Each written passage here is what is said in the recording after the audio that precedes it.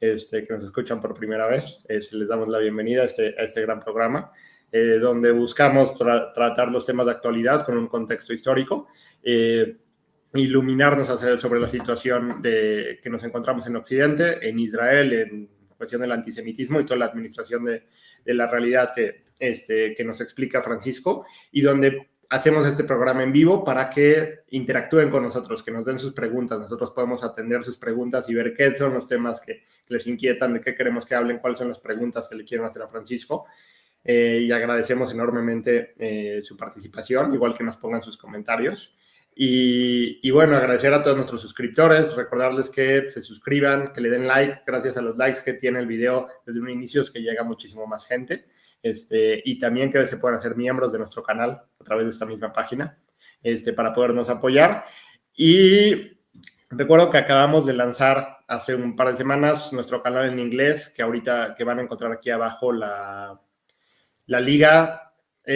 Todos los contenidos en inglés los empezaremos a tener en este nuevo canal y estamos diferenciando. Este canal va a ser para contenido en español y el otro canal es para contenido en inglés. Van a ser contenidos diferentes, entonces es muy importante que se suscriban ambos y que también a toda su gente que saben que les puede interesar estos temas, pero que no hablan español, es muy importante que les compartan este contenido. Ya pueden saber, ya vamos a estar subiendo cada vez más contenido en inglés para poder llegar a una audiencia mucho más grande y igual seguir con todo. Francisco, un gusto estar aquí contigo nuevamente. Muchas cosas de qué platicar, y ahorita también recibiremos preguntas de la audiencia, pero quería entrar al tema de Qatar, de la influencia de Qatar en Israel. Es algo que hemos hablado y tú has comentado múltiples veces sobre, pues, realmente quién es Qatar, cuál es esa ideología, también su relación con Estados Unidos, que es muy importante. Y ahorita acaba de salir esta noticia que tratamos brevemente la semana pasada con Ventasgal, pero quiero profundizar más a tu explicación, al sentido que le das a todo esto, sobre la noticia que salió que Qatar ha estado pagando a ciertos políticos israelíes. ¿Qué nos puedes explicar sobre el tema?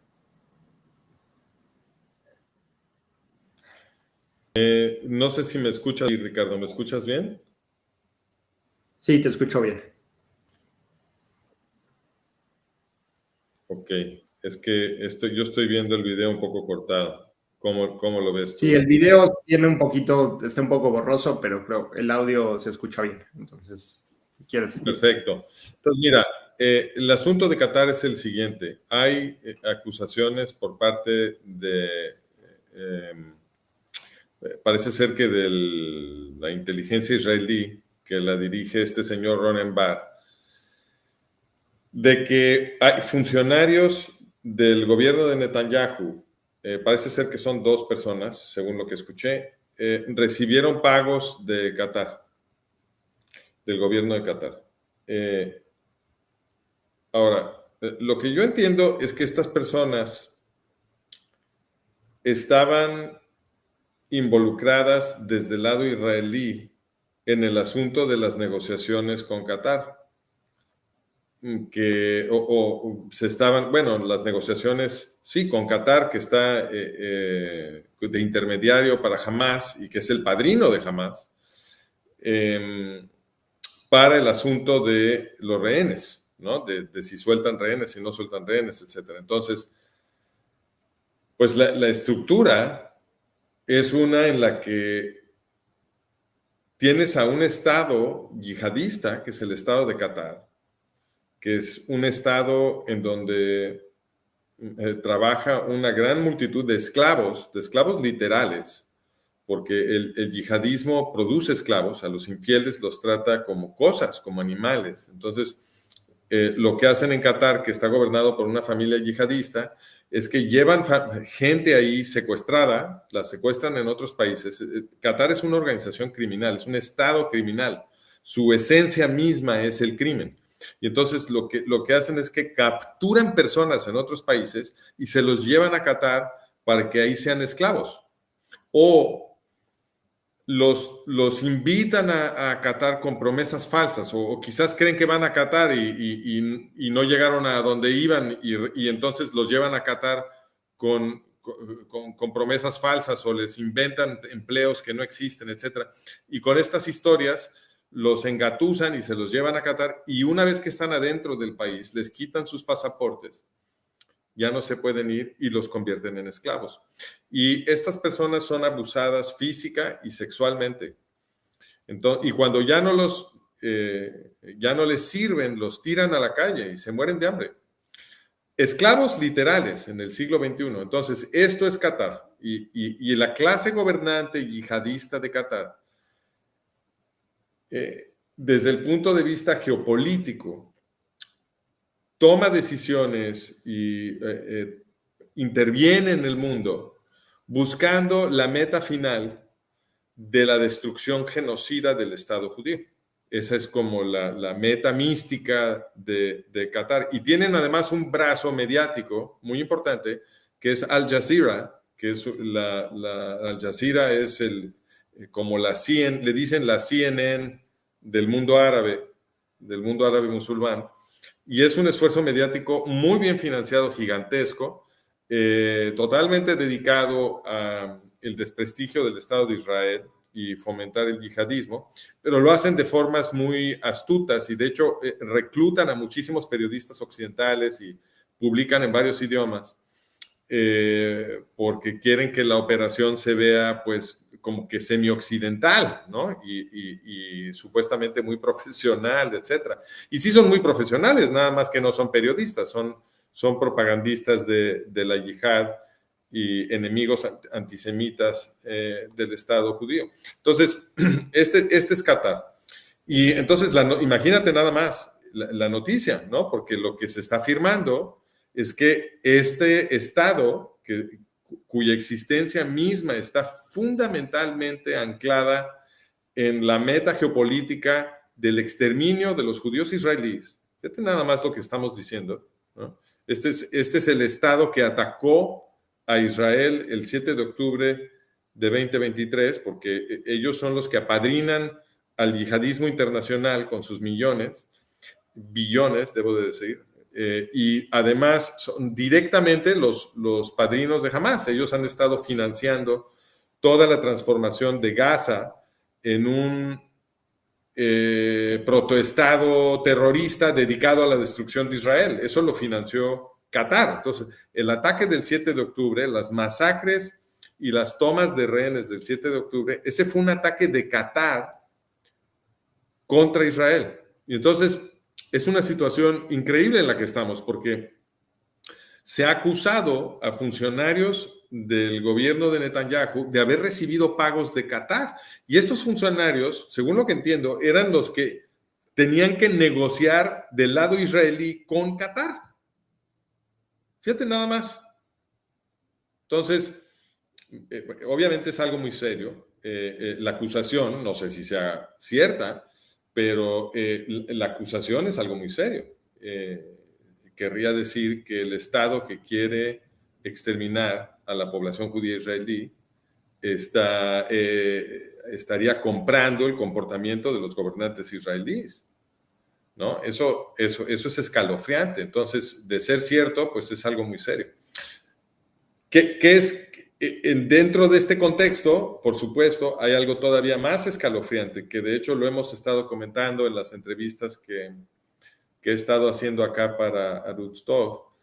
Y eso es que, bueno, una vez que ese contexto se entiende, pues habría también que discutir el contexto más amplio de la relación que tiene Qatar con Estados Unidos. Porque, pues, Qatar no es razonable que tenga ninguna independencia en su política exterior. Esa hipótesis no tendría ningún sentido. Yo le pregunté a un gran experto del mundo árabe acá, que es Mordejai Kedar, le pregunté en una de las entrevistas, le dije, a ver, Mordejai, tú conoces el mundo árabe y el mundo musulmán, yo creo que casi mejor que nadie. Y entiendes que Qatar es un aliado íntimo de Estados Unidos, porque en Qatar está la base militar estadounidense más importante en toda la zona Oriente Medio, África Norte y Asia Central, es el cuartel de CENTCOM, Central Command. Entonces, se llama la base Al Udeid.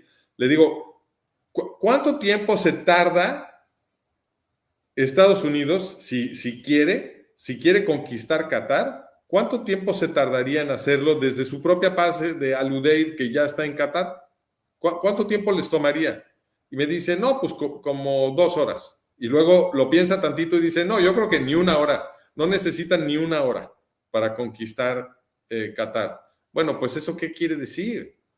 Que Qatar, que es imposible de defender, porque es una peninsulita de nada, es un pedacitito de arena, una península totalmente plana, y tiene las reservas de gas más ricas del mundo. Entonces, obviamente cualquiera quiere conquistar Qatar. Entonces, ahí tienes un premio suculento para cualquier poder regional que se lo quiera comer. Imposible de defender, excepto con la base estadounidense que ahí tiene. Y entonces, pues por lo tanto, eso quiere decir que la política exterior de Qatar, pues es la política exterior de Estados Unidos, ¿no? Si Estados Unidos quisiera cambiar la política exterior de Qatar, lo podría hacer en un segundo. Qatar no puede defenderse de nadie sin Estados Unidos. Entonces, la conclusión a la que llegamos es, sobre todo en la entrevista que le hice a Alexander Papkov hoy en la mañana, es que pues entonces el que atacó a Israel es Estados Unidos. Impresionante. A ver, yo un poco lo que me quedo, y primero que nada quiero darle un agradecimiento especial a Jeremías, que se acaba de unir como un amigo de Mor al canal, aquí apoyándonos. Gracias, y gracias a todos los miembros del canal que nos apoyan a seguir con este esfuerzo. A ver, yo un poco lo que me quedo es, creo que es muy evidente, o sea, es como un dato incontroversial, o debería de serlo, que Qatar es un estado yihadista, donde ya ha buscado la eliminación del Estado de Israel y del pueblo judío, y entre otras cosas terribles que hacen para la población y para los valores que tenemos, ¿no? En general. En cuestión sobre, hablabas de la esclavitud, de la forma de trabajo que tienen ahí mismo, entre otras cosas, ¿no? Entonces, como que es muy claro que Qatar es un enemigo de la ideología y de la cultura y de los valores occidentales. Creo que eso no debería estar bajo ninguna duda. A pesar de que han hecho esfuerzos, y creo que es parte de la estrategia, para posicionarse han hecho esfuerzos de mercadotecnia muy importantes para el país, para posicionarse como algo no tan terrible, ¿no? O sea, en general, como que, al menos no verse como Irán, ¿no? Como que Irán tiene una perspectiva y a lo mejor Qatar como que se ha buscado, a través de mucho esfuerzo, como que presentarse más como Occidente. Un ejemplo de eso es el Mundial, ¿no? Donde, o sea, como que pensaríamos, o sea, inaceptable, creo que la mayoría de la gente, que un mundial sería en Irán, ¿no? Pero fue un mundial en Qatar, que además luego salió que todo el proceso de selección fue un proceso completamente corrupto. Pero es algo donde lo vuelven, ¿no? Y gente que a lo mejor bajo ninguna otra perspectiva hubiera ido de turismo allá, pues les gusta el mundial, les gusta el fútbol, no están metidos mucho en la política, van y tienen una experiencia positiva porque fueron al mundial y la pasaron bien, ¿no? Entonces hacen ese tipo de esfuerzos millonarios para limpiar su nombre. Sin embargo, hace falta un análisis superficial para saber lo que están haciendo, que es un estado yihadista con intenciones que no son muy diferentes o básicamente iguales a las iraníes, ¿no? Desde un estado. Y por otro lado, es como que tenemos este dato, creo que incontroversial, sobre Qatar. Y después tenemos aquí dos puntos muy importantes. Es como su relación con Estados Unidos y su relación con la política israelí, ¿no? Porque yo algo aquí que creo que me es muy importante notar es que yo te he escuchado a ti, Francisco, desde hace años estar criticando muchas posiciones de políticos israelíes, diciendo, oye, no están actuando realmente a favor para defender a su población. Y una pregunta muy común de la audiencia o de cualquiera que escucha estos mensajes es, oye, ¿por qué lo harían, no? ¿Por qué no estarían defendiendo a su población? Como que suena algo raro. Y pues un poco aquí la respuesta a veces es, oye, pues no sé exactamente qué los motiva a cada uno personalmente, pero no importa, ¿no? No es tan relevante el saber exactamente por qué lo están haciendo, simplemente hay que ver sus acciones. Y aquí lo que vemos con esta acusación, pues podríamos tener un indicio que no necesariamente es lo único, pero es, oye, mira, este es un potencial de que pues, simplemente están siendo influenciados con dinero, corrompidos, como cualquier otra población, como cualquier gobernantes que están en cualquier otro lado del mundo, y pues para actuar pues, a favor de otros intereses o intereses personales que se ven corrompidos por este Estado yihadista. Y sabemos que también es algo que sucede, por ejemplo, que Qatar tiene una influencia muy grande en política y más que nada en opinión pública en Estados Unidos. Y lo hacen, se ha documentado enormemente sobre, por ejemplo, en las universidades. ¿No? Es un fondeador muy grande de grandes universidades de prestigio en Estados Unidos y en diferentes lugares occidentales, y obviamente lo hacen no como beneficencia, no quieren que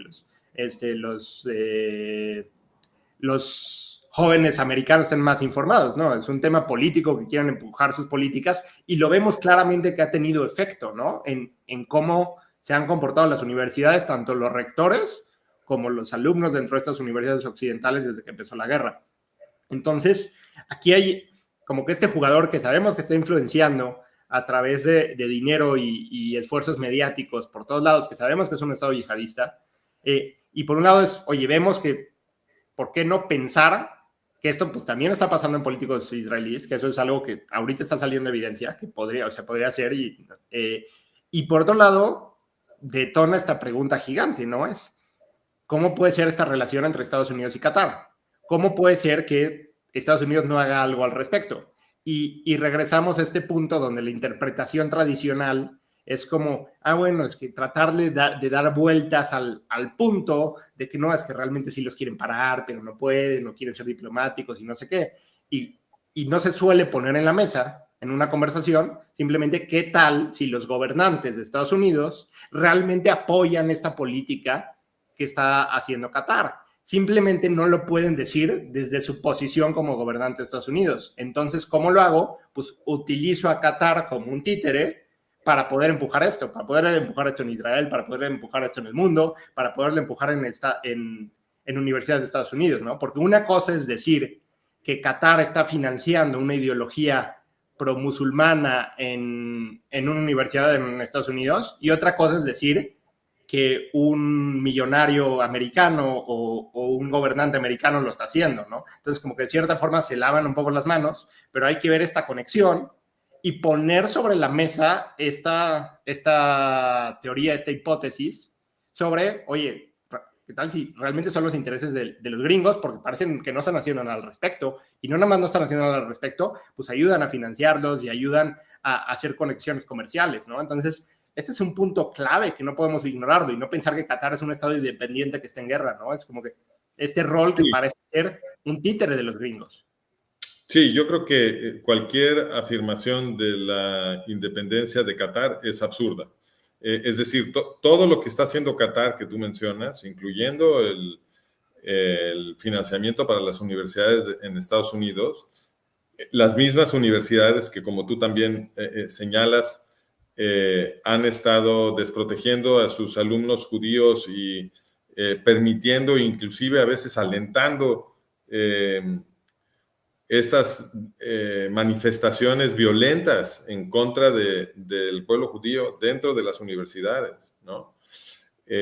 Todo eso está alimentado por el dinero de Qatar, pero es inconcebible que la clase gobernante gringa está, la que toma las decisiones de Estado, es inconcebible que pudiera estar molesta por esto, porque no tienen más que estornudar para que Qatar haga las cosas distinto. O sea, Qatar sabe que la única manera de existir es con la protección de estos jefes gringos. Entonces, obviamente, todo lo que está haciendo Qatar tiene que ser política de estos jefes gringos. Y eso es escalofriante, porque Qatar es el centro de la yihad mundial. Entonces, eso quiere decir que la yihad mundial está siendo apoyada, alimentada, nutrida, dirigida desde el centro de poder occidental. Y eso quiere decir, como hemos dicho en otros espacios, que los jefes occidentales están tratando de destruir nuestras democracias, están tratando de destruir el occidente moderno, es decir, los que nos preocupamos por la supervivencia de la democracia occidental, pues nos estamos enfrentando a los mismos jefes que gobiernan las democracias occidentales, ¿no? Ese es el problema que tenemos. Pero, como me preguntan en muchos foros, me preguntan, bueno, entonces, ¿qué se puede hacer? No, se puede hacer mucho porque estamos precisamente porque el conocimiento del plan es tan poderoso políticamente. Es decir, el hecho de que muchísima gente se entere de cómo realmente funciona el mundo y de lo que están tratando de hacer, eso contribuye muchísimo a volver cada vez más difícil que se realice el plan. O sea, ellos para completar la destrucción de la democracia occidental, necesitan que no entendamos lo que están haciendo. Necesitan reclutarnos a estas narrativas que nos ponen enfrente de las narices para que nosotros mordamos y entonces desarrollemos estas identidades en las que nos quieren canalizar con estas ideologías para que nos peleemos.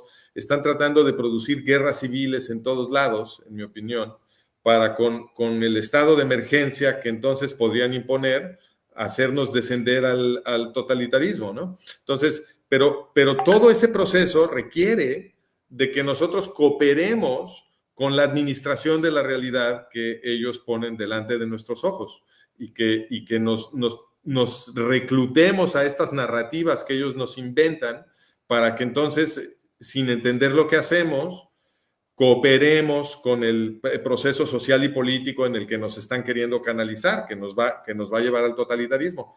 Si la gente entiende lo que está pasando, si le cae el 20, si le cae la ficha de que la destrucción del pueblo judío es lo mismo que la destrucción de Occidente y que por lo tanto luchar contra el antisemitismo es lo mismo que la autodefensa occidental, ¿no? Si todo el mundo de pronto entiende esto, entonces el plan pues ya no lo pueden hacer, porque nosotros ya no vamos a permitir que nuestros recursos se utilicen para alimentar el yihadismo, no lo vamos a permitir. Vamos a votar por los políticos que nos aseguren, que nos van a demostrar que le van a poner un fin al robo de las contribuciones que hacemos al fisco los occidentales, que luego se envía a financiar el crecimiento del yihadismo en todas partes. Eso se acabó. La base de los estadounidenses van a exigir que la base militar de Qatar sea retirada, que las bases de Arabia Saudita sean retiradas, que se deje de enviar dinero al ejército de Líbano, que es un apéndice de Hezbollah, que se deje de enviar dinero a Irán. ¡Qué barbaridad! O sea, el gobierno de Estados Unidos ha enviado una cantidad ingente de dinero a Irán, que se supone que es su enemigo. Van a dejar de enviar dinero a Egipto, etcétera. Hay muchísimo, pero muchísimo dinero occidental que ha estado alimentando la yihad internacional. Cuando ese río se seque, entonces también se seca el yihadismo y nosotros, los occidentales, cuando todos lo entendamos, lo vamos a exigir. De acuerdo. A ver, aquí hay varias preguntas de la audiencia, la verdad muy buenas, es difícil de escoger. Vamos a tratar de llegar a la mayoría. También recordarles a todos que si nos mandan un super chat, con eso les garantizamos que vamos a tener la pregunta y es parte de cómo nos ayudan a hacer estas cosas con el canal. Pero un punto importante como para mí esto parece que la evidencia es clara de esto que estamos diciendo. Realmente parece un proceso lógico que creo que si fuera cualquier otra situación, como que lo vemos muy evidente, ¿no? A lo mejor hasta en una situación histórica es más fácil verlo, pero aquí es difícil contemplar esta realidad, ¿no? Y hasta emocionalmente difícil, entonces normalmente ni la planteo. Y por otro lado, no me la plantean los expertos. Pero aquí un punto también que causa, creo que algo de ruido, y toma, aquí Daniel Alberto nos hace una pregunta que creo que es clave, es, ok, esta secuencia de eventos sobre la política que está tomando Estados Unidos con Qatar y lo que hace Qatar, pues deja una guía muy clara de qué es lo que realmente está buscando hacer la élite en Estados Unidos. Pero aquí lo que pregunta Daniel Alberto es, ¿cuál sería el objetivo para Estados Unidos de destruir a Israel? O sea, ¿en qué lo beneficia? Creo que eso es lo que a la gente le falta cuadrar para decir, bueno, sí hace sentido. Ok, ahí nos ayuda mucho si aprendemos a distinguir entre Estados Unidos y los jefes. A mí me gusta, trato de ser cuidadoso cuando hablo, de decir que los autores de estas políticas son los jefes que gobiernan Estados Unidos. El autor no es Estados Unidos. Estados Unidos es una abstracción. No existe realmente. Lo que existe desde el punto de vista de la creación de la política, de las políticas públicas, ¿no? Lo que existe es un puñado de gente, es un grupo muy, muy, muy pequeño, que se reúnen a discutir qué órdenes le van a dar a los burócratas de esas burocracias gigantes que controlan y que producen los comportamientos de Estado, ¿no? Ese es un grupo muy, muy pequeño de gente. Entonces, en realidad, ese grupo tan pequeñititito es el que estamos tratando de entender. Y por lo tanto, las preguntas de a quién beneficia X o a quién beneficia Y no deben de formularse en términos de, oye, pero es que esto me parece que esto no es bueno para Francia, o esto no es bueno para Estados Unidos, o cuál es el interés de España o de México. No, no, no. Lo que nos interesa son estos grupitos de gentes. Entonces, la pregunta aquí es, ¿en qué beneficia a este pequeño grupo de gente que el Estado de Israel se ha destruido? Una vez que lo fraseas así, la cuestión práctica de la investigación científica se vuelve muy clara, porque entonces lo que tienes que estudiar es cuál es la ideología de este pequeño grupo de gente. Estos que son identificables, ¿ellos qué piensan? ¿Cuáles son sus valores? ¿Qué metas tienen? ¿Qué activos poseen que querrían proteger? Y qué limitaciones hay a su comportamiento, ¿no? Y haciéndote este tipo de preguntas, puedes entonces empezar a construir un modelo que te permite explicar las políticas públicas que ellos diseñan, ¿no? Entonces, obviamente, tu primera hipótesis debe de estar anclada en los patrones que puedes observar, sobre todo en los patrones de resultados, porque esta gente es tan poderosa que obviamente para ellos es relativamente fácil obtener lo que desean. Entonces, tu primera hipótesis debe de ser que los efectos de sus políticas públicas era justo lo que deseaban obtener. Y obviamente no siempre es cierto, se pueden equivocar, puede haber cosas que no entendieron bien, etcétera. Eso, por supuesto que es posible, pero esa no debe de ser tu primera hipótesis. Entonces, la primera hipótesis debe de ser la más razonable, y esa es que la gente que es la gente más poderosa del mundo, normalmente, probablemente, obtiene lo que quiere, porque tiene la manera de lograrlo. Entonces, si tu primera hipótesis es que las cosas que están produciendo con sus políticas públicas es precisamente lo que desean, eso debiera de ser consistente con lo que tú puedes documentar que ha venido siendo su ideología. Y si esas dos cosas empatan, entonces tienes bastante seguridad de que estás produciendo un modelo razonable del mundo. Y lo siguiente es entonces ponerte a hacer predicciones sobre lo que probablemente estas personas van a hacer. Son predicciones que uno exprime del modelo y luego vas observando qué es lo que sucede, y en la medida que tus predicciones aciertan, pues tienes más confianza sobre tu modelo, y en la medida que tus predicciones fallan, te vas dando cuenta de qué modificaciones le tienes que hacer al modelo para que vaya haciendo cada vez mejores predicciones. Este es simplemente el proceso científico aplicado a la creación de modelos geopolíticos que nos permiten entender mejor hacia dónde va el sistema, ¿no? Que eso es lo que últimamente querríamos.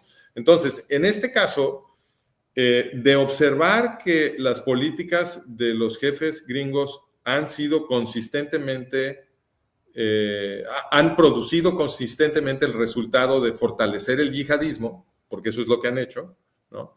Lo comentábamos hoy en la entrevista con Alexander Papkov, porque él empezó a decir, es que la razón de que apoyan el yihadismo es porque quieren producir conflicto en todas partes. Y yo le dije, oye, Alexander, pero a veces apoyan el yihadismo para que no haya conflicto. Por ejemplo, cuando los yihadistas ya están en el poder, ahí no les gusta el conflicto. Ellos han protegido al régimen saudí de los que lo quieren destruir, han protegido a Kuwait, protegen a Qatar. O sea, los países que ya tienen un gobierno yihadista, esos pues no los destabilizan, todo lo contrario, los están protegiendo. Y en cambio apoyan fuerzas yihadistas en donde los yihadistas todavía no gobiernan. Eso sin duda lo hacen. Lo hicieron en Siria, lo están haciendo en Líbano, lo están haciendo en todas partes donde los yihadistas todavía no tienen un poder total. Entonces, más bien lo que parece ser la política consistente es que están apoyando el yihadismo. Y me dicen, no, pues sí, tienes razón, ese es el patrón consistente. Bueno, pues si ese es el patrón consistente, probablemente eso es lo que quieren. Esa es tu primera hipótesis. Ahora, ¿qué sería la ideología de estas gentes? ¿Cómo la podemos documentar? Si tú, sobre la primera mitad del siglo XX tenemos muy buena documentación, sobre todo gracias al historiador Edwin Black, que resucitó del olvido este tema. Él escribió una historia muy, muy detallada del movimiento eugenista en 2003, la publicó en 2003. Y lo que demuestra Edwin Black es que las clases gobernantes en todo Occidente, no nada más en Estados Unidos, sino en todo Occidente, eran de ideología eugenista. Los eugenistas son los que produjeron el nazismo alemán que exterminó al pueblo judío europeo. ¿Okay? Entonces, los eugenistas son el movimiento original de la presunta superioridad biológica de la raza germánica, todo este rollo.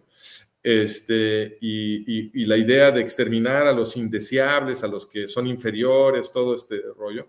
Y ellos produjeron al movimiento nazi alemán porque parte de su programa era destruir al pueblo judío, del programa de los eugenistas. Bueno, a estos eugenistas nadie los quitó del poder. Los eugenistas estaban en la clase gobernante, los líderes del movimiento estaban en la clase gobernante de Estados Unidos y Gran Bretaña. Y esos industriales y esos aristócratas estuvieron apoyando todo el movimiento eugenista a nivel internacional y la transformación del el eugenismo alemán en el nazismo alemán. Todo esto lo tenemos documentado en la página, en el Substack, y también en el libro que yo escribí sobre el eugenismo, que lo pueden encontrar. Todo este material lo encuentran si van a franciscogilwhite.com o a managementofreality.com, que es nuestro hub. Eso lo lleva a los artículos. Como les digo, tengo un libro entero sobre el eugenismo en castellano. Y en mi opinión, este es el tema más importante, porque una vez que entiendes que la ideología de la gente en las democracias, es decir, la que estaba gobernando las democracias occidentales, era todo lo contrario de lo que profesaban en público. Tenían la misma ideología que Adolfo Hitler. Bueno, pues eso debe de cambiarte el modelo de todo lo que pasó en el siglo XX y XXI, porque a esta gente no la quitaron del poder en Occidente, nunca los quitaron del poder. Entonces, si ya eran pro-nazi antes de la Segunda Guerra Mundial, entonces en la posguerra, pues deberías tú de predecir, esto es lo que hace un buen modelo, ahí vamos, entonces tú deberías de predecir que en la posguerra, pues también van a estar encontrando la manera de destruir al pueblo judío. Y efectivamente eso es lo que veníamos discutiendo en la primera parte del programa de hoy. Entonces ahora la pregunta es, ¿para qué? ¿Qué ganan? ¿Qué ganan ellos? Este grupito que tiene una ideología, pues francamente nazi, ¿no? Y que gobierna la cima del sistema institucional de Occidente. ¿Ellos qué ganan con la destrucción del pueblo judío? ¿Por qué tanto afán? Esto se entiende, y también lo hemos explicado en artículos y en libros, y tenemos un curso entero para comunicar este argumento, y es el siguiente, que el pueblo judío es la fuente original de todas las ideas que son indispensables para el progreso político en la historia occidental. Entonces, el corazón del sistema judío se llama la ley de Moisés. Son 613 mandamientos, según los rabinos, contenidos en la Torá, que son los primeros 5 libros de Tanaj, es decir, de la Biblia hebrea. Y esos primeros 5 libros muy comúnmente los llaman el Pentateuco, por ser 5 libros, y corresponden a la constitución del pueblo judío. ¿Okay? Son las leyes que se utilizan como referencia para determinar la validez de otras leyes y producir una gran jurisprudencia, etcétera, ¿no? Entonces, y dentro de todos esos mandamientos, obviamente, hay unos que son muy, muy importantes, incluyendo los famosos 10 mandamientos, pero también un mandamiento que está fuera de los 10 mandamientos, que de hecho el rabino más influyente de todos los tiempos consideró el mandamiento raíz de toda la civilización judía. Y ese es el mandamiento Levítico 19:18, que afirma: amarás a tu prójimo como a ti mismo, ¿no? Entonces, ¿qué es amarás a tu prójimo como a ti mismo? Pues es el axioma fundamental de la ética. Eso es, la ética es asegurar que tu prójimo sea reconocido como igual de valioso que tú mismo. Eso y nada menos que eso es la ética. Entonces, ¿qué es lo que pasó en Occidente? Que en la antigüedad teníamos una civilización que era la civilización grecorromana, que estaba fundada en el principio opuesto, que es el principio de la ley del más fuerte, que dice: si yo soy más fuerte que tú, yo tengo derecho a aplastarte. Entonces, los griegos y los romanos, en vez de amar a su prójimo, las clases gobernantes, lo que hacían era que lanzaban guerras como parte de su actividad económica normal. O sea, cada primavera, cuando la temperatura se volvía razonable para ir a matar gente, entonces, para movilizar ejércitos, etcétera, entonces se iban a la guerra, como el campesino a la siembra, y era parte de su actividad económico-política normal. Saqueaban ciudades vecinas, se traían, se robaban toda la riqueza de la gente que habían derrotado. Tenían la práctica de asesinar a todos los varones, a todos los ciudadanos varones adultos, los asesinaban, se llevaban a las mujeres y niños y las convertían en esclavos, y también se llevaban a todos los esclavos de los ciudadanos de la ciudad derrotada. Y tenían enormes multitudes de esclavos. En Atenas tenían como 400,000 esclavos, 400,000 según un censo muy conocido de Demetrio de Falero. Y los romanos inclusive convirtieron la crueldad en entretenimiento. Famosamente les gustaba ver cómo los leones se comían a un pobre ser humano en sus estadios, y luego también los ponían a esclavos a combatir a muerte, etcétera. Entonces, estamos hablando de sociedades criminales, psicópatas, parecidas al Qatar moderno. Qatar hoy en día es una civilización criminal, psicópata, como fueron los griegos y romanos y como fueron los nazis alemanes. Entonces, cuando el pueblo judío entra en contacto con esta civilización psicópata, la civilización grecorromana de nuestra antigüedad clásica, pasó algo milagroso. Muchísimos griegos y romanos de las clases bajas, observando el comportamiento de la comunidad judía, en donde había un esfuerzo genuino por amarse unos a otros, por vivir en paz, por hacerse el bien en vez de hacerse daño.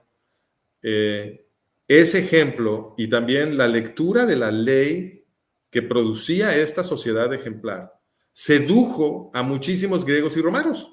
Y entonces estos iban a las sinagogas a escuchar la lectura de esta ley tan asombrosa, y del el Dios que había creado esta ley, ¿en qué? En una revolución de esclavos.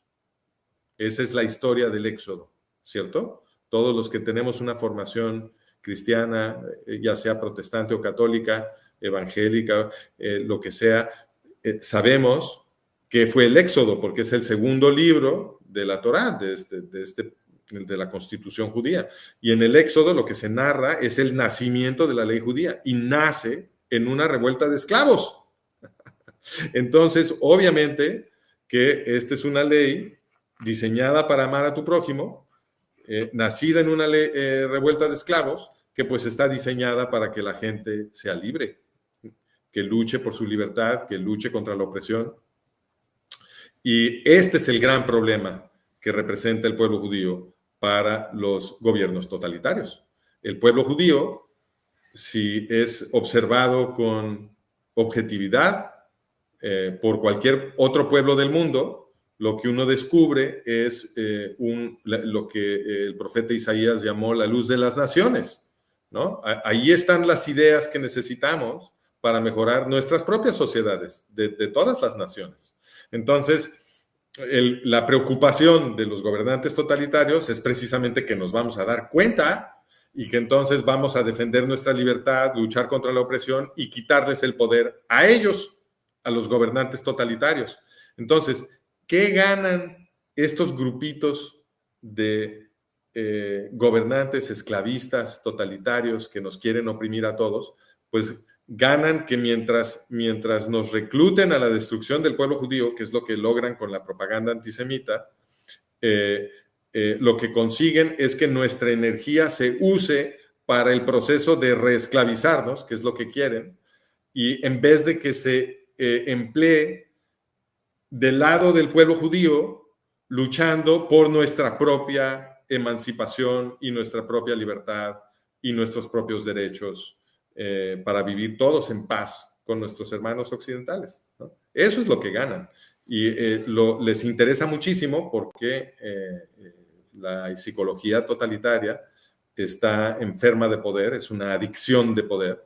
Entonces, para ellos esto es muy importante. Para ellos ningún nivel de poder es suficiente, precisamente porque es una adicción. Y entonces, pues esta gente enferma, psicópata, lo que termina haciendo es organizar crímenes de una escala que para nosotros, la gente común y corriente, es inimaginable. Entonces, es tan inimaginable porque nosotros nunca haríamos algo tan malvado, no se nos ocurriría siquiera pensar en algo tan malvado como una guerra mundial o una vacunación planetaria con terapias experimentales genéticas que no se han probado y que probablemente tienen un montón de efectos secundarios nocivos y operaciones clandestinas para promocionar el terrorismo yihadista, etc. O sea, nosotros nunca haríamos nada de eso. No somos perfectos, cometemos muchos pecados, podemos ser presa del ego y del egoísmo y de la vanidad, y en ocasión también podemos ser moderadamente crueles, etcétera, pero la gente normal no es profundamente malvada, no somos genios locos elucubrando cómo construir enormes conspiraciones para dañar la vida y la salud y la felicidad de millones de personas. Eso nos parece absurdo. Entonces, nos parece también absurdo imaginar que la gente que nos gobierna sí pudiera hacer eso. Pero ese es justamente donde estudiar historia se vuelve útil, porque sabemos que los gobernantes romanos sí eran así, absurdos. Sí estaban asesinando enormes multitudes de gentes y celebrándolo en su sistema cultural como algo bueno. Y el entretenimiento de ellos era ver cómo un ser humano era destruido enfrente de ellos, humillado y destruido.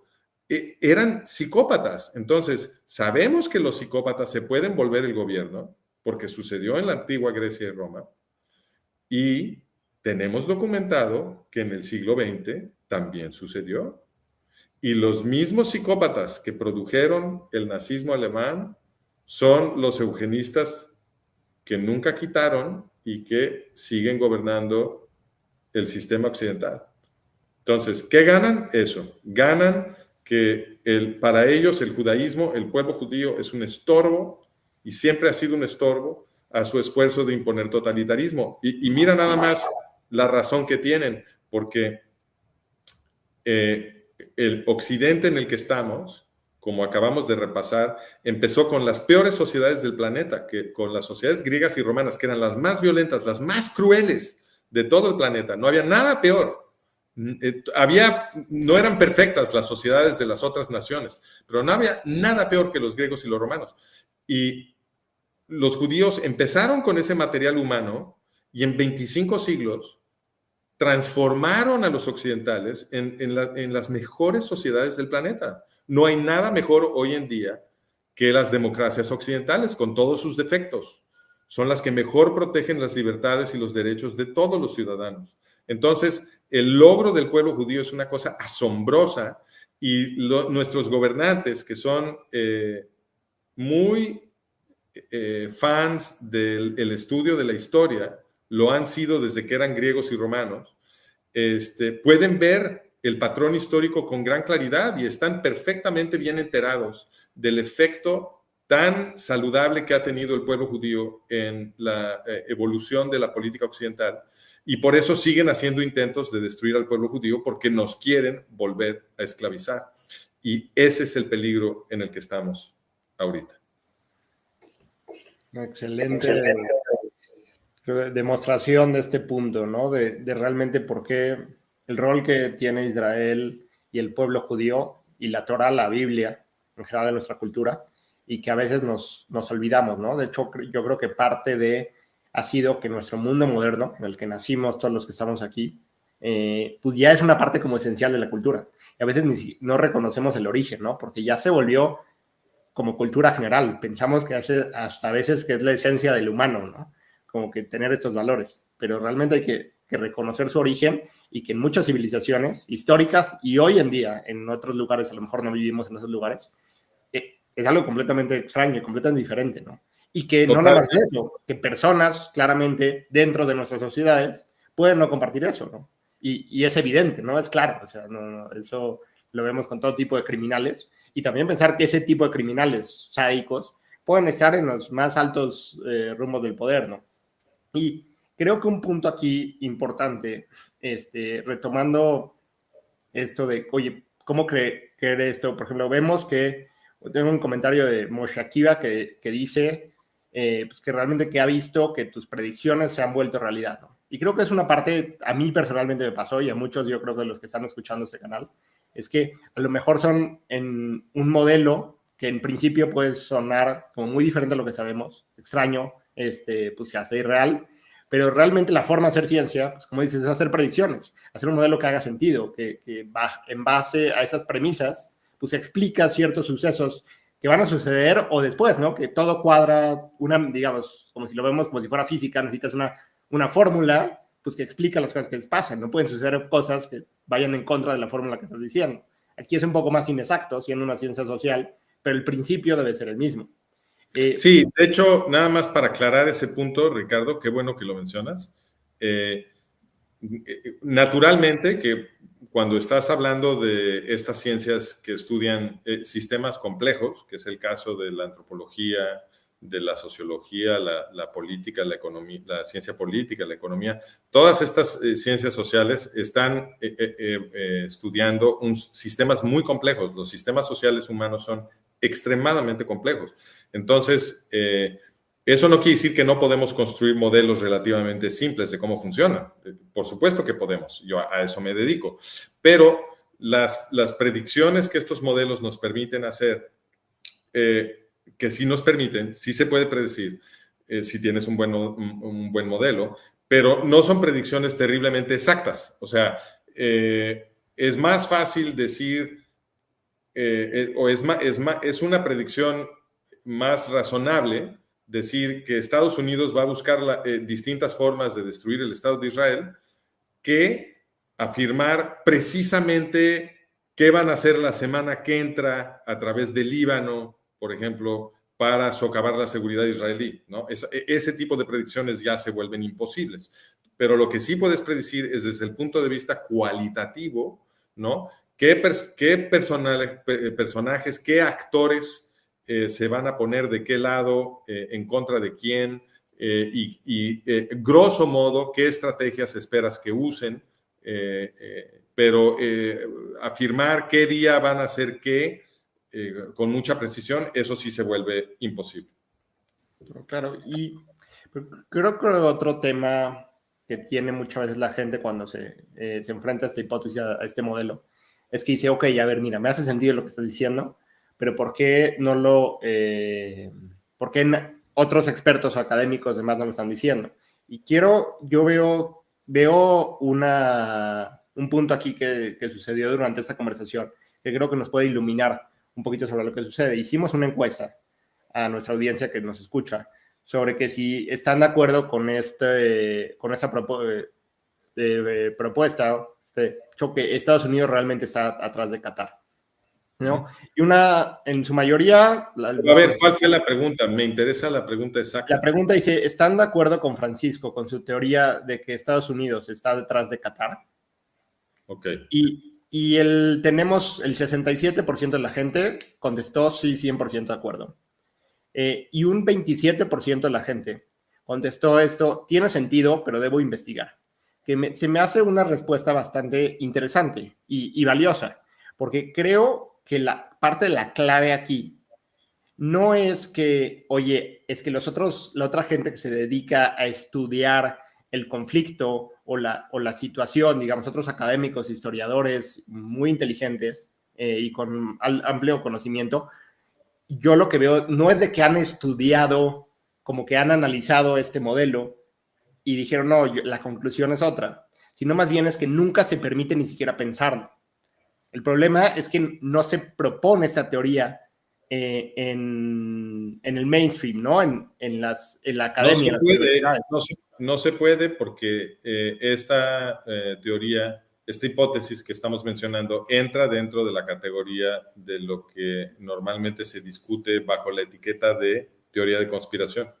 Y lo que le inculcan a la gente en las universidades es que la teoría de conspiración es ridícula, absurda, estúpida, paranoica, etcétera, etcétera. Y entonces le hacen sentir a la gente con educación universitaria que para demostrar que son inteligentes tienen que ser observados en público burlándose de la teoría de conspiración.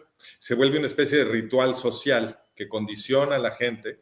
Y entonces, pues si tú fuiste formado, sobre todo si recibiste muchísima educación, si te vuelves doctor en alguna ciencia social, para ti se vuelve imperativo que te vean burlándote de la teoría de conspiración, porque sobre la presión sobre ti en particular, por tener tanta educación, de señalizar tu presunta inteligencia de esta manera, es aplastante, es una presión fuertísima. Si te observa a alguien en la cultura universitaria, en el círculo social universitario, sobre todo en países como Estados Unidos y en los países europeos, si tus colegas universitarios, los otros doctores, los otros profes, te observan defendiendo una teoría de conspiración, o sea, te llueve, se burlan de ti, ya no te invitan a las fiestas, o sea, algunos se pueden enojar e imprecar contra ti, definitivamente te van a empezar a ignorar, ¿no? Te van a dejar de hablar. Es un efecto inmediato y contundente. Entonces, esto socializa a la gente de tal suerte que la mayoría de los profes, cuando están tratando de entender el mundo, se censuran en su propia mente. No vaya a ser que se les ocurra una teoría de conspiración. ¡Qué horror! Tienen fobia de eso. Y lo que termina produciendo eso es que todas las disciplinas que podrían estar estudiando el poder vuelven gramáticamente casi ilegal considerar que la gente que tiene poder pudiera estar haciendo cosas malvadas en secreto para socavar la democracia, para lastimar a los ciudadanos, etc. Todas esas hipótesis maquiavélicas se vuelven imposibles. Y entonces, pues el único campo de teoría que queda es uno en el que la gente tiene que suponer que toda la gente que tiene poder está bien intencionada y a veces se equivoca, pero que tiene como meta consistente y final hacer las cosas en nuestro beneficio y de manera patriótica, etcétera, etcétera. Lo cual, pues, por supuesto que es posible, pero no tiene ningún sentido que se construya una ciencia social en donde la alternativa que ha sido tan común en toda nuestra historia, ¿no? De que los gobernantes están conspirando para hacernos daño, ha sido la historia casi de todos los siglos en Occidente, ¿no? Si tú dices ahora que eso es imposible, pues en mi opinión, lo que estás volviendo imposible es la ciencia social que investiga el poder. Claro, ¿no? Y ahí damos como que con el origen, la raíz de la situación, de la desinformación general. Pero, Francisco, un poco para acabar, quiero tocar una pregunta que nos hacen aquí desde un tono más personal. Ahorita que estás en Israel, pues es una experiencia diferente y un poco querían saber si te ha tocado alguna alarma de bomba y en caso que sí, ¿cómo es esa experiencia? Pues mira, sí ha habido algunas alarmas. Yo tiendo a ser una persona racional, entonces yo sé que la probabilidad de que me caiga un misil encima es bajísima. Entonces, a mí me parece que es más peligroso ponerse como loco y asustarse y correr para todos lados. De hecho, mucha gente se lastima así cuando suenan estas alarmas. Entonces, mi política es cualquier cosa que estaba yo haciendo, la sigo haciendo. No, no corro para ningún lado. Me quedo donde estoy, espero a que termine la alarma y ya. Me parece que esto que yo hago probablemente sea una buena recomendación para los israelíes, porque no es conveniente que los estén condicionando a correr. Es humillante, contribuye a producir una psicología de víctima, de debilidad, es una forma de cooperar con el terrorismo de los yihadistas que quieren tenernos acá todo el tiempo asustados.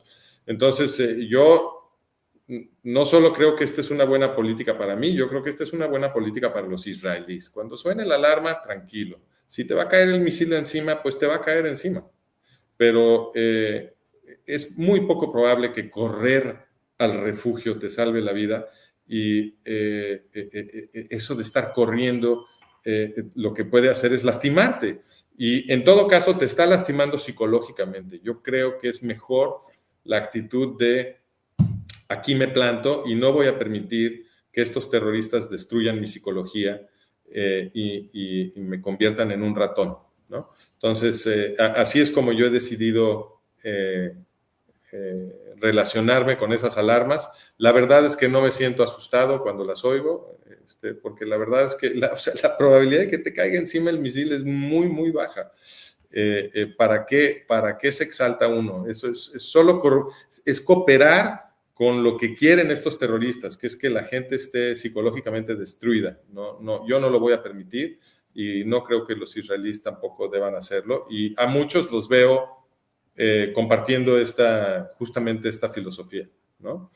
No se dejan intimidar por las alarmas. Otros sí, entonces yo creo que entre más podamos endurecer la espina de todos, porque lo que necesita ahorita Israel es estar firme, no asustarse y defenderse. Eso es lo que necesita hacer Israel, porque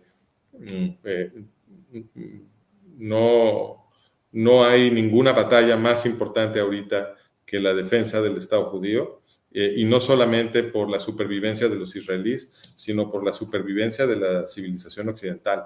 Y creo que eso se está empezando a entender, y creo que si lo podemos comunicar con contundencia y rapidez a todos nuestros hermanos occidentales, estamos a tiempo todavía de apoyar a los judíos en esta pelea tan importante y sumarnos al esfuerzo y defender todos juntos Occidente, porque la civilización occidental moderna es una cosa muy bonita, tiene muchos defectos, pero a pesar de esos defectos, el proyecto de la civilización occidental moderna es ir buscando formas de mejorarla institucionalmente a través de nuestra participación democrática, irle haciendo pequeños ajustes de generación en generación, tratando siempre de hacernos cada vez menos daño. Y ese es un ideal y una meta que heredamos del pueblo judío y que si perdemos el pueblo judío se va a volver también imposible para nosotros. Excelente y muy, muy valiente y creo que es algo muy valioso, ¿no? Esto que dices, porque también parte de la estrategia de Hamas y en otros aspectos también de la OLP Fatah es que lanzan cohetes sabiendo que no van a causar daño, que la probabilidad de que causen algún daño es muy baja. Sin embargo, sí son efectivos, ¿por qué? Una, por el dinero que se gasta en defenderse en el Iron Dome, por un lado, que es desproporcional.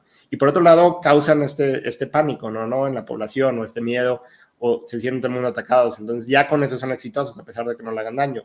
Y a veces como que nos damos cuenta de salirnos de esa caja, ¿no? Pues potencialmente, y simplemente, si nosotros nos dejamos de preocupar por eso, a lo mejor desaparece, ¿no? Me recuerdo esta frase famosa de lo único que hay que, lo único que, hay que temer, que temer es al miedo en sí mismo, ¿no? Y bueno, quiero dándole también un gran agradecimiento a Shimon Baruch, que se acaba de unir como amigo de MOR, apoyándonos mes a mes. Y también decirles a ustedes, ¿no? Que cómo pueden, toda esta gente que nos escucha, demostrar esa valentía, el no dejarse caer. Pues parte de es ponerse firmes en su posición, entender la realidad, saber que tenemos que ganar esta batalla. No se trata de negociar con gente que nos quiere aniquilar o destruir nuestra sociedad, sino tenemos que estar fuertes, valientes y saber que si seguimos ese camino seguro que vamos a ganar. ¿Y cómo se demuestra esa valentía desde uno, a lo mejor estando desde casa en diferentes países del mundo? Nos escuchan en Bolivia, en México, en Costa Rica, en Estados Unidos, en Nicaragua. A veces simplemente es, por ejemplo, compartir ese video, ¿no? Para cierta gente es algo, oye, no van a pensar que yo creo esto. Es importante que tengamos esa valentía de decir, sí, yo creo esto, yo lo comparto. Y con esto puede llegar el mensaje a mucho más gente, pero también lo que sucede es que esa valentía se comparte, ¿no? Y mucho más gente dice como, sí, yo creo que tienes razón, ¿no? Posiciones que a lo mejor parecen ser como no políticamente aceptadas, realmente más gente la tiene de la que pensamos, ¿no? Simplemente hay que salir y decir las cosas como son directamente, a salir a defender nuestros valores sin tener escrúpulos. Y es la forma en que vamos a ganar, porque aquí tenemos una situación donde yo creo que no hay empate, ¿no? Estamos en esta pelea civilizacional, cultural, donde o somos exitosos a trabajar nuestros valores, a lograr que se permeen y permanezcan en nuestra sociedad occidental, o vamos de caída, ¿no? Nosotros y nuestros hijos. Y pues bueno, sí. Adelante, Francisco.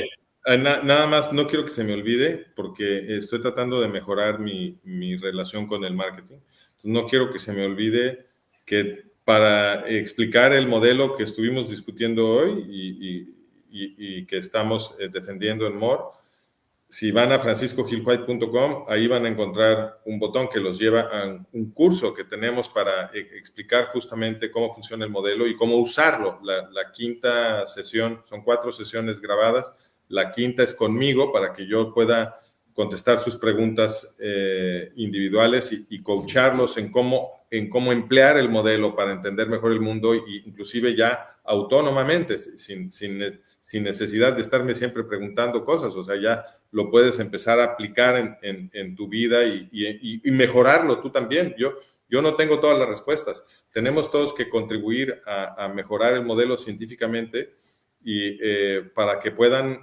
participar en ese proceso, pues el curso les va a dar como la primera gran enseñanza de cómo se armó este modelo, cuál es la evidencia que lo apoya y cómo explica la historia. Perdón. Y los invitamos a que tomen el curso y nos vengan a hacer preguntas, y esa es otra forma de apoyarnos. El curso vender el curso nos alimenta de recursos con los cuales seguir creando contenidos para ustedes. No, totalmente, ¿no? Creo que es muy importante. Como dicen, creo que esta conversación estuvo muy cargada de información, que a veces es hasta difícil de seguir. El curso es un contenido más amplio, donde está todo este modelo bien explicado, bien organizado, con una excelente edición también. Y como dices, ya hay una sesión al final para entender todas las preguntas, ¿no? Y aquí nosotros garantizamos que al tomar el curso ya su manera de entender el modelo, de entender el mundo va a cambiar radicalmente. Y no nada más es que, oye, van a poder saber esta explicación de Francisco, sino les va a dar las herramientas a ustedes para poder interpretar las noticias de una mejor manera, para poder interpretar la historia y la situación y saber qué es lo que se debe hacer en cada momento. Igual quiero agradecer también a María Chávez, otra que se acaba de unir como miembro del canal. como amiga del canal. De verdad que gracias al apoyo de todos ustedes que nos ven, que comparten estos videos, que le dan like, que se unen, que se suscriben, que compran nuestros diferentes tipos de contenidos, es que nosotros podemos seguir haciendo esto, ¿no? Y por un lado, podemos seguir haciendo esto pues muy prácticamente, económicamente, teniendo los recursos para poderlo hacer. Y por otro lado, también todos sus comentarios, ¿no? Estas bendiciones que nos mandan, este apoyo, de verdad, también eso nos llena el corazón y nos da las fuerzas para seguir adelante y saber que realmente estamos siendo escuchados, que el trabajo y el esfuerzo que ponemos tiene un impacto y de verdad que los apreciamos muchísimo. No podemos contestarlos a todos, pero de verdad que muchos los vemos y es bueno, al menos a mí me llenan el corazón y sé que a Francisco también y nos sacan una sonrisa con el trabajo que hacemos. Y pues muchas gracias a todos, Francisco, gracias igual por tomarte el tiempo con esta gira importante de Estado en Israel y gracias a todos, nos vemos la semana que viene.